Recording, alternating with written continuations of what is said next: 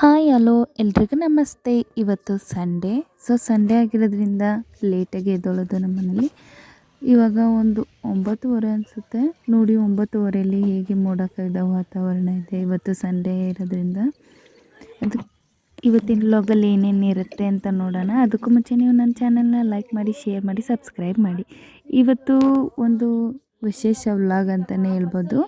ಇವತ್ತು ನಾನು ನನ್ನ ಗಿಡಗಳನ್ನ ಹೇಗೆ ಮೇಂಟೈನ್ ಮಾಡ್ತೀನಿ ಅಂತ ತೋರಿಸ್ತೀನಿ. ಎಷ್ಟು ಗಿಡ ಹಾಕಿದ್ದೀನಿ, ಏನೇನು ಗಿಡ ಹಾಕಿದ್ದೀನಿ ಅಂತ ತೋರಿಸ್ತೀನಿ ಬನ್ನಿ. ನಮ್ಮ ಟೆರಾಸ್ ಆ್ಯಕ್ಚುಲಿ ತುಂಬಾ ಗಿಡಗಳಿವೆ ನೋಡಿ. ಇದು ಪಾಟಲ್ಲಿ ಏನೋ ಚಿಕ್ಕ ಚಿಕ್ಕದು ಗಿಡಗಳು ಬೆಳೆದ್ಬಿಟ್ಟಿತ್ತು. ಅವೆಲ್ಲ ಬೆಳೆದ್ಬಿಟ್ರೆ ನಮ್ಮ ಗಿಡಗಳಿಗೆ ಬೆಳೆಯೋಕ್ಕೆ ಜಾಗ ಇರಲ್ಲ. ಸೊ ಅದಕ್ಕೆ ಎಲ್ಲ ಕಿತ್ತಾಕ್ತಾ ಇದ್ದೀನಿ ನೋಡಿ.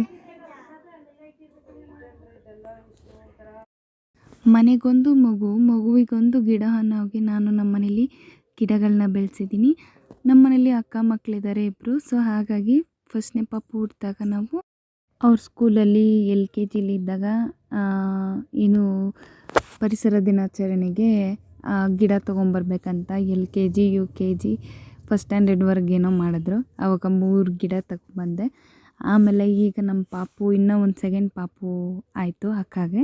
ಆವಾಗಲೂ ಅಷ್ಟೇ ಒಂದು ಗಿಡ ತೊಗೊಂಬಂದೆ.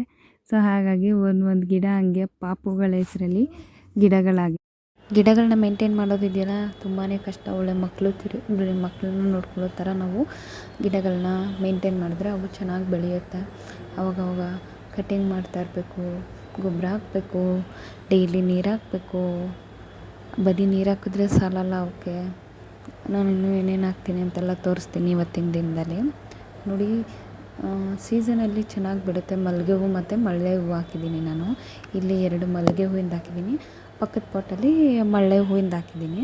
ಅದ್ರ ಜೊತೆಗೆ ಯಾವಾಗಲೂ ಒಂದು ನಿಂಬೆಹಣ್ಣಿನ ಬೀಜ ಸಿಕ್ತು ಅಂತ ಅದು ಕೂಡ ಹಾಕಿದ್ದೀನಿ. ಅದು ನೋಡಿ ಎಷ್ಟು ಚೆನ್ನಾಗಿ ಬಂದಿದೆ ಎಲ್ಲ. ಸೊ ಹಾಗಾಗಿ ಚೆನ್ನಾಗಿ ಬರುತ್ತೆ ಗಿಡಗಳು. ಇವತ್ತು ಒಂದೇ ಒಂದು ಮಲ್ಲೆ ಹೂವು ಬಿಟ್ಟಿತ್ತು. ಈಗ ಸ್ವಲ್ಪ ಸ್ಟಾಪ್ ಆಗಿದೆ. ಮೇ ಬಿ ಸೀಸನ್ ಮುಗಿತು ಅನ್ನೋ ಗೊತ್ತಿಲ್ಲ. ಸ್ಟಾಪ್ ಆಗಿದೆ ಸ್ವಲ್ಪ ಬಿಡೋದು. ಸೀಸನಲ್ಲಿ ಮಾತ್ರ ಸಖತ್ತಾಗಿ ಹೂವು ಬಿಡುತ್ತೆ. ಆಮೇಲೆ ಮಳೆ ಬಂದಾದಮೇಲೆ 1-2 ದಿನ ಆದಮೇಲೆ ತಿರ್ಗಿ ಮೊಗ್ಗೆಲ್ಲ ರೆಡಿಯಾಗಿರುತ್ತೆ. ಚೆನ್ನಾಗಿ ಗಿಡಗಳು ಹೂವು ಬಿಡುತ್ತೆ. ಆಮೇಲೆ ಪೂಜೆಗೆ ಆರಾಮಾಗಿ ಹಾಕ್ಬೋದು, ಚೆನ್ನಾಗಿರುತ್ತೆ. ನೋಡಿರ್ತೀರಲ್ಲ, ಅಂದರೆ ಒಂದು ನೆಕ್ಸ್ಟು ಕುಡಿ ಇರುತ್ತಲ್ಲ ಅಲ್ಲಿಗೆ ಕಟ್ ಮಾಡಬೇಕು. ಆವಾಗ ಅದು ಕ್ಲೀನಾಗಿ ನೆಕ್ಸ್ಟು ಚಿಗುರು ಬರೋಕ್ಕೆ ಸರಿ ಹೋಗುತ್ತೆ. ನಾನು ಯೂಶ್ವಲಿ ಸಂಡೇ ಹೊತ್ತು ಇವನ್ನೆಲ್ಲ ನೋಡ್ಕೋತೀನಿ. ಈ ಗಿಡಗಳನ್ನ ಪೋಷಣೆ ಹೆಂಗೆ ಮಾಡೋದಪ್ಪ ಅಂದರೆ, ಈಗ ನಾವು ಮನೇಲಿ ಏನಾದರೂ ತರಕಾರಿ ಆಮೇಲೆ ಕಾಳುಗಳನ್ನ ತೊಳೆದಿದ್ದು ನೀರು ಇರುತ್ತಲ್ವ, ಅದನ್ನು ನಾವು ಸುಮ್ಮನೆ ಹಾಗೆ ಚೆಲ್ಲಬಾರ್ದು.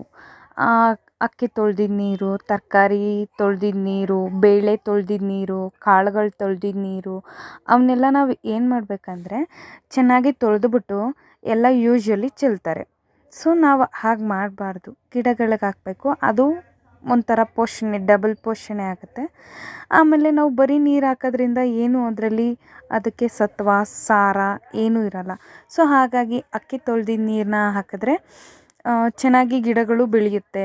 ಬೇಳೆ ತೊಳೆದಿದ್ದ ನೀರನ್ನ ನೋಡಿ, ನಾನು ರಿಯೂಸ್ ಮಾಡ್ತೀನಿ. ಗಿಡಗಳಿಗೆ ಯಾವಾಗಲೂ ಅಕ್ಕಿ ತೊಳೆದಿದ್ದ ನೀರು, ತರಕಾರಿ ತೊಳೆದಿದ್ದ ನೀರು ಆ ಥರ ಹಾಕ್ತಾ ಇರ್ತೀನಿ. ಸೊ ಹಾಗಾಗಿ ಚೆನ್ನಾಗಿ ಬರುತ್ತೆ. ಈ ಬೆಂಗಳೂರಲ್ಲಿ ನಮಗೆ ಏನು ಇದಕ್ಕೆ ಗೊಬ್ಬರ ಹಾಕಬೇಕು ಅವೆಲ್ಲ ಗೊಬ್ಬರಗಳೆಲ್ಲ ಸಿಗಲ್ಲ. ಆಮೇಲೆ ಇಲ್ಲಿ ಬೆಂಗಳೂರಿನ ಮಣ್ಣು ಅಷ್ಟೊಂದೇನು ಫಲವತ್ತತೆ ಇರಲ್ಲ. ಹಳ್ಳಿಗಳ ಕಡೆ ಅವೆಲ್ಲ ಚೆನ್ನಾಗಿರುತ್ತೆ ಮಣ್ಣು. ಇಲ್ಲೆಲ್ಲ ಅಷ್ಟೊಂದು ಇರಲ್ಲ. ಈಗೆಲ್ಲ ಸಿಮೆಂಟು ಅದು ಇದು ಮನೆ ಕಟ್ಟೋದು ಅಂತೆಲ್ಲ ಇರುತ್ತಲ್ವ. ಸೊ ಹಾಗಾಗಿ ಮಣ್ಣು ಇಲ್ಲಿ ಜಾಸ್ತಿ ಫಲವತ್ತತೆ ಇರಲ್ಲ. ಸೊ ಹಾಗಾಗಿ ನಾವು ಇಲ್ಲಿ ಮಣ್ಣಿಗೆ ಸ್ವಲ್ಪ ಎಕ್ಸ್ಟ್ರಾ ಹಾಕಿದ್ರೆ ಗಿಡ ಚೆನ್ನಾಗಿ ಬರುತ್ತೆ ನೋಡಿ. ಇದು ನಿಂಬೆಹಣ್ಣಿನ ಗಿಡ ಎಷ್ಟು ದೊಡ್ಡದಾಗಿ ಬಿಟ್ಟಿದೆ ಅಂದರೆ, ಅದು ತುಂಬ ಗಟ್ಟಿ ಇದೆ. ಕೀಳಕ್ಕಾಗ್ತಾಯಿಲ್ಲ, ಸಖತ್ ಬೆಳ್ಕೊಂಬಿಟ್ಟಿದೆ. ನಾನು ಬೆಳೀಲಿ ಅಂತ ಬಿಟ್ಬಿಟ್ಟಿದ್ದೀನಿ ನೋಡಿ. ಇಲ್ಲೆಲ್ಲ ಇರೋದನ್ನೆಲ್ಲ ಈ ಥರ ಎಕ್ಸ್ಟ್ರಾ ಬೆಳೆದಿರುತ್ತೆ. ಇದು ಬೆಳೆದಿರೋದ್ರಿಂದ ನಮ್ಮ ಗಿಡಗಳಿಗೆ ಬೆಳೆಯೋಕ್ಕೆ ಜಾಗ ಇರಲ್ಲ. ಸೊ ಹಾಗಾಗಿ ಇವನ್ನೆಲ್ಲ ವೀಕ್ಲಿ ಒನ್ಸ್ ಸಂಡೇ ಹೊತ್ತು ನಾನು ಇಟ್ಕೊಂಡ್ಬಿಡ್ತೀನಿ. ಸೊ ಸಂಡೇ ಇವನ್ನೆಲ್ಲ ಕ್ಲೀನಾಗಿ ತೆಗೆದು ಆಮೇಲೆ ಗಿಡ ಬೆಳೆಯೋಕ್ಕೆ ಸ್ವಲ್ಪ ಜಾಗ ಮಾಡ್ಕೊಳ್ಬೇಕು.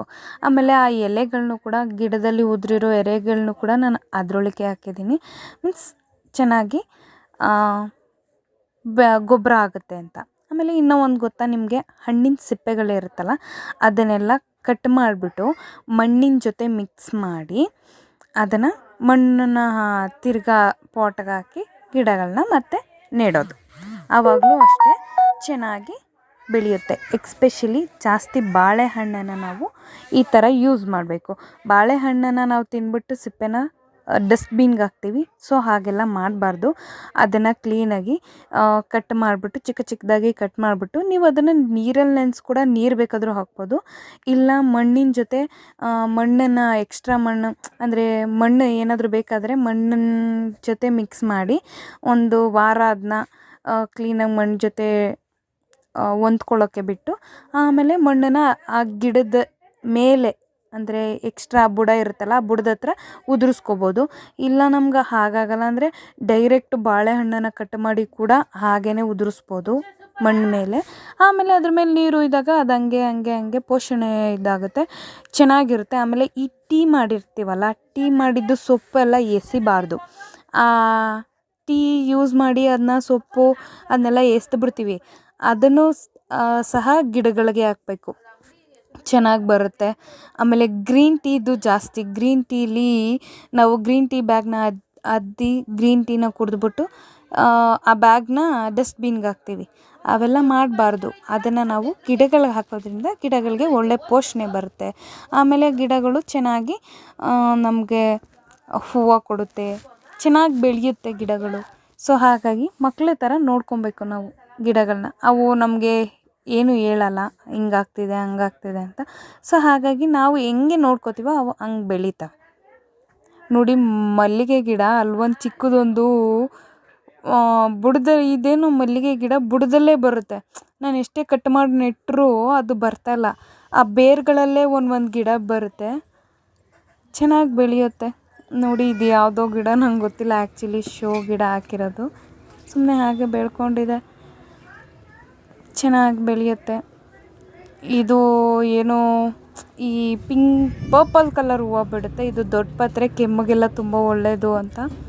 ಇದು ನೋಡಿ, ಇದು ಪೂಜೆಗೆ ಬಳಸ್ತಾರಲ್ವ ಪತ್ರೆ, ನೋಡಿ ಏನೇನೋ ಗಿಡಗಳು. ನಾನು ಇಷ್ಟೊಂದೆಲ್ಲ ಗಿಡಗಳನ್ನ ಹಾಕಿದ್ದೀನಿ. ನಿಮಗೂ ಇಷ್ಟ ಆಗಿದರೆ, ನೀವು ಪರಿಸರ ಪ್ರೇಮಿಯಾಗಿದ್ದರೆ ನನಗೆ ಕಮೆಂಟ್ ಮಾಡಿ, ಸಸ್ಯ ಪ್ರೇಮಿಯಾಗಿದ್ದರೆ. ಆ್ಯಕ್ಚುಲಿ ಮಳ್ಳೆ ಹೂವಿನ ಗಿಡದಲ್ಲಿ ನೋಡಿ ಇದು ಮೊಗ್ಗೆಲ್ಲ ಕಿತ್ತಿರೋದು ನೆಕ್ಸ್ಟ್ ಇರುತ್ತಲ್ಲ ಅದನ್ನು ಕಟ್ ಮಾಡಿದ್ರೆ ಆಮೇಲೆ ನೆಕ್ಸ್ಟ್ ಕುಡಿ ಚೆನ್ನಾಗಿ ಬೆಳೆಯುತ್ತೆ. ಇದಕ್ಕೆ ಅಕ್ಕಿ ತೊಳೆದಿದ್ದ ನೀರು, ತರಕಾರಿ ತೊಳೆದಿದ್ದ ನೀರು ಎಲ್ಲ ಹಾಕೋದ್ರಿಂದ ಚೆನ್ನಾಗಿ ಗಿಡಗಳು ಬೆಳೆಯುತ್ತೆ.